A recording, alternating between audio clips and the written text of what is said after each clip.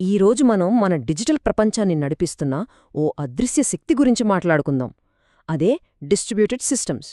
మనం రోజూ వాడే టెక్నాలజీ వెనుక ఈ శక్తి ఎంత పవర్ఫుల్గా పనిచేస్తుందో ఇప్పుడు చూద్దాం.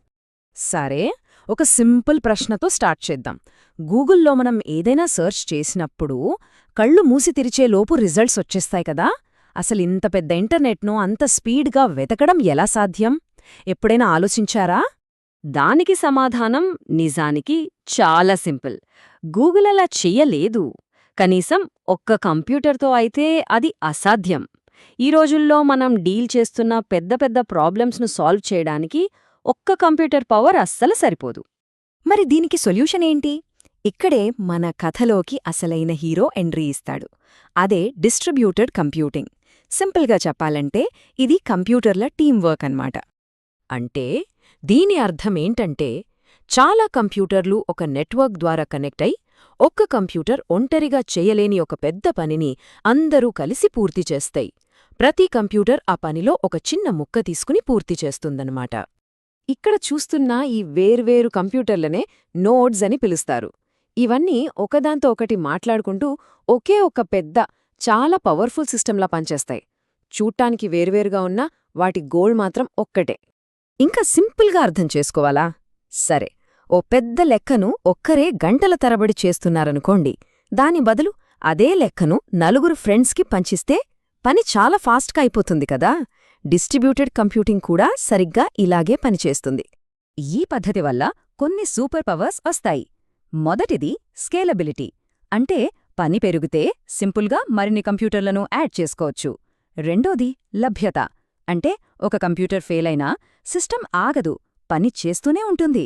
మూడవది సామర్థ్యం. ఒక పెద్ద టాస్క్ను చిన్న చిన్న ముక్కలుగా విడగొట్టి చాలా వేగంగా పూర్తి చేయడం. ఇక అన్నింటికన్నా ముఖ్యమైంది పారదర్శకత. అంటే ఇన్ని కంప్యూటర్లు పనిచేస్తున్నా సరే మనకు మాత్రం అదంతా ఒకే సిస్టంలా కనిపిస్తుంది. అద్భుతం కదా. సరే, ఈ కంప్యూటర్ల టీంను ఎలా ఆర్గనైజ్ చేస్తారు? ఇందులో ముఖ్యంగా 2 రకాల పద్ధతులున్నాయి. వాటి గురించి ఇప్పుడు చూద్దాం. మొదటిది క్లయింట్ సర్వర్ మోడల్. ఇక్కడ ఒక పవర్ఫుల్ సెంట్రల్ సర్వర్ ఉంటుంది. మిగిలిన కంప్యూటర్లన్నీ అంటే క్లయింట్లు దానికి రిక్వెస్ట్లు పంపుతాయి. ఇక రెండోది పీర్ టు పీర్ లేదా పీ2పీ. ఇక్కడ బాస్ లాంటి వాళ్ళు ఎవ్వరూ ఉండరు. అన్ని కంప్యూటర్లు సమానమే. ప్రతిదీ క్లయింట్గానూ సర్వర్గానూ పనిచేస్తుంది. ఈ రెండిటినీ ఒక ఆఫీస్తో పోల్చవచ్చు. ఒకటి ఒక బాస్ అంటే సర్వర్, కింద ఎంప్లాయీస్ అంటే క్లయింట్లు పనిచేసే స్ట్రక్చర్ లాంటిది. మరొకటి అందరూ సమానంగా ఒక టీంలా ఒకరికొకరు హెల్ప్ చేసుకుంటూ పనిచేయడం లాంటిది. మనం రోజూ వాడే వాటిల్లో ఇవి ఎక్కడున్నాయో చూస్తే వెబ్ బ్రౌజింగ్, ఆన్లైన్ బ్యాంకింగ్ లాంటివన్నీ క్లయింట్ సర్వర్ మోడల్ను వాడతాయి. అదే టైంలో కొన్ని ఫైల్ షేరింగ్ యాప్లు, క్రిప్టోకరెన్సీలు ఇవి పీర్ టు పీర్ పద్ధతిలో పనిచేస్తాయి. ఓకే, ఇప్పుడు మనం డిస్ట్రిబ్యూటెడ్ కంప్యూటింగ్లోనే 2 పవర్ఫుల్ అప్లికేషన్స్ గురించి మాట్లాడుకుందాం. వీటిని కంప్యూటింగ్ ప్రపంచంలో ఎలైట్ స్క్వాడ్స్ అని కూడా అనొచ్చు. ముందుగా క్లస్టర్ కంప్యూటింగ్. ఇక్కడ చాలా కంప్యూటర్లు ఒకే చోట చాలా దగ్గరగా కనెక్ట్ అయి ఉంటాయి. అవన్నీ కలిసి ఒకే ఒక సూపర్ కంప్యూటర్లా పనిచేస్తాయి.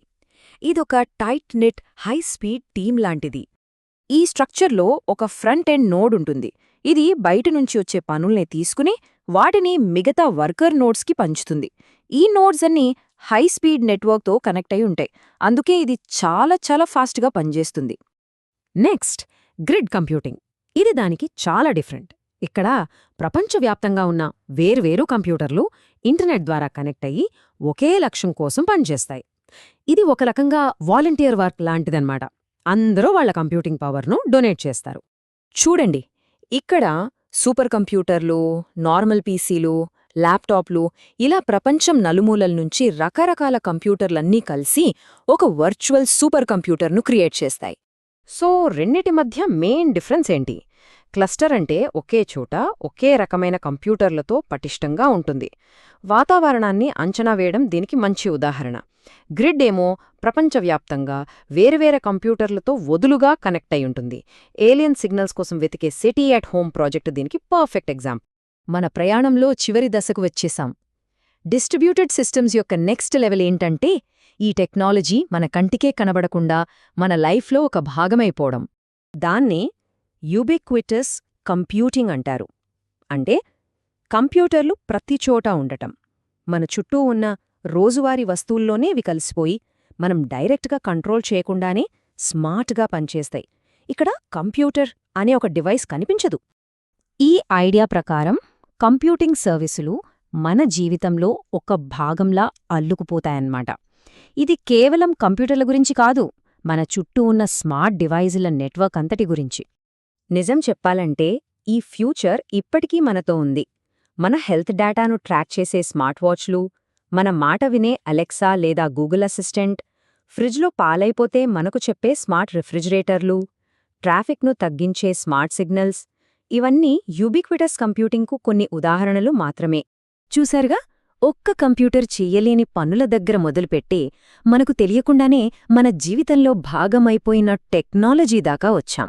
ఇప్పుడు మన ముందున్న ప్రశ్న ఒక్కటే: కంప్యూటింగ్ మన కంటికి కనబడకుండా మన చుట్టూ ఉన్నప్పుడు దీని తర్వాతి అడుగు ఏంటి? భవిష్యత్తు ఇంకా ఎలా ఉండబోతోంది?